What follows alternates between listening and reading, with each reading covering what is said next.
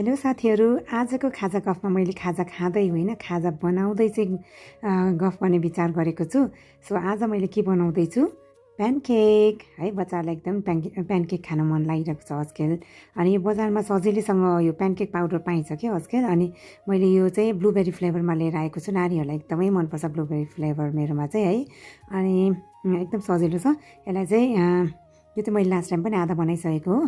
So आधा चाहिँ आज मैले पुरै सक्ने हिसाबले बनाउँदैछु। अनि यसमा मैले एउटा अन्डा पनि फुटाएर रेडी गरेर राखेको थिएँ। सो त्यसमा चाहिँ तपाईँले यो पाउडर चाहिँ मिक्स गर्ने। अनि यसमा तपाईँले चिनी यताउता केही राख्नै पर्दैन कि सबै त्यसैमा हुन्छ। अलिअलि धुलो पनि उडाउनै पर्यो है। मेरो चाहिँ अब आज एप्रिन पनि लगाएको छुइनँ, यस्तै हो मेरो। अनि त्यसमा चाहिँ तपाईँले थोरै दुध पनि मिक्स गर्ने होइन।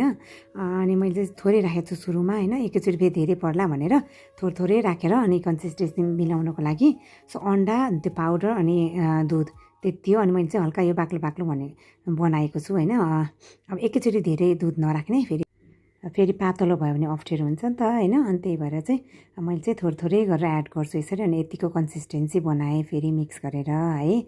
अनि त्यसपछि चाहिँ मैले फर्स्टमा चाहिँ ट्राई गर्नको लागि कहिलेकाहीँ चाहिँ फेरि मिल्दैन नि त कन्सिस्टेन्सी। अनि जस्ट एउटा मात्र बनाएँ पहिला, एकैचोटि धेरै बनाउँदिनँ म फर्स्टमा चाहिँ।